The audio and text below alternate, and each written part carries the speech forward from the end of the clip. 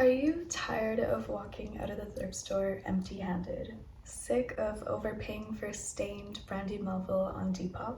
Just curious about the world of secondhand fashion? Well then, this video is for you. Oh god, we'll see if I keep that in.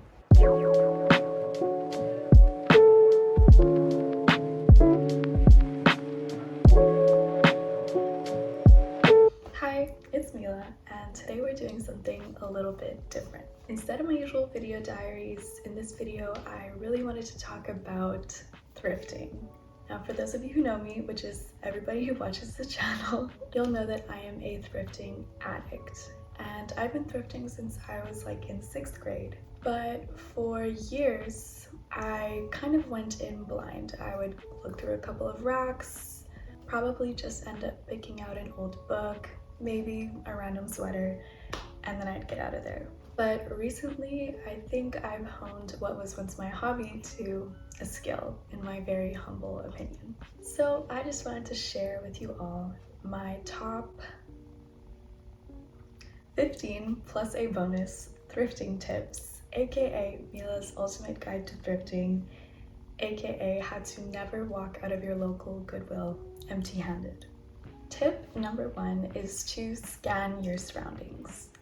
Now, thrift stores are usually huge, especially if you go to Renaissance or the Salvation Army, and to start is very, very daunting. So that's why scan your surroundings. You need to look for your starting point, and you need to look for the colors or the fabrics that really call to you. So for example, I usually start in the women's section, tops, short sleeves or no sleeves, and specifically the color white. The next tip, which I know is really common, is to feel the fabric.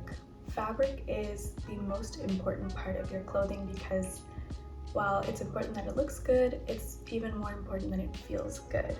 So I recommend literally just waltzing through aisles, and if you're not too germophobic, feeling the fabric of each piece that crosses your way. That way, if there's a certain fabric that you really like, for example, silk or satin, wool, other knit fabrics, then you know immediately to look at the item without wasting your time. This is also a general fashion tip, but I really recommend, and this is something that I've only started doing recently, but you should have a color scheme in mind for your entire closet. So, for example, my color scheme is black, white, shades of brown, and dark green, and then I like to spice it up with a little pastel pink or blue here and there. But other than that, I rarely veer away from that color scheme because those are the colors that look good on me, and when I'm daunted by racks upon racks of clothing that's usually color coordinated, I know exactly where to look and I know what to skip. My 4th tip is to thrift by yourself. While it is fun to go out in a huge group to attack a certain thrift store, I think I've personally found almost all of my best finds alone. The number 1 reason is that you're just going to be really in the zone and you won't be distracted by your friends if you see a really good piece.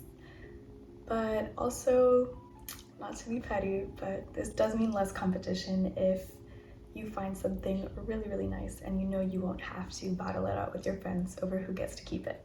That being said, if you don't want to thrift alone, that's perfectly fine. I often thrift with other people, but I would definitely recommend either thrifting with a friend that is a different size than you for the aforementioned reason, or just has a completely and radically different style from you, or even thrifting with your mom. That way you guys can pick out things for each other that you think would look really good on the other person, but you don't have to worry about, I don't know, that certain slip dress that you really wanted but your friend has an eye on as well. Another tip that I personally have never heard of before on the internet is to scavenge. You'll see what I mean. Basically, if you're trying stuff on in the changing rooms and you notice those little racks of the things that people have left behind, do not ignore those. Especially if you've noticed other people around you thrifting that have a similar style to you and you really like what they've picked out. Chances are something isn't going to fit them, or they're just not going to like how it looks on them, and then they'll leave it behind. So before those items get distributed back to their original aisles, you better scavenge and just look through those racks. Guarantee you'll find something really, really cute that might look perfect on you. Now this is a standard, but it is absolutely necessary. You need to look in every single section. That's why when I go thrifting, I like to carve out an entire day for myself, because chances are you will find something really, really cute in, for example, the men's section if you don't usually shop in that section. Or sometimes things just get misplaced. So for example, you might find something in the children's section that isn't actually for children and would actually fit you. I'm assuming you're not like an 8-year-old watching this video.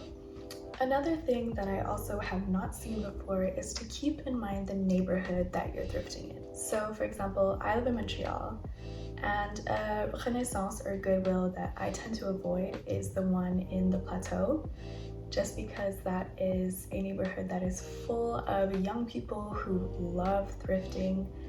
And so because of that, there tends to be slim pickings, just because I know the neighborhood, I know the demographic, so I tend to lower my expectations if I do go there. That being said, I have found really, really cute things at that Renaissance, so take this with a grain of salt. But also, if you know that there are thrift stores that are hard to access by public transport or kind of just in the middle of nowhere, do not skip out on those either, because those tend to have the best finds because there's less competition there. Another thing is to know what you're looking for if you're looking for something specific, so you don't get overwhelmed. But also keep a really open mind, because you never ever know what you'll find.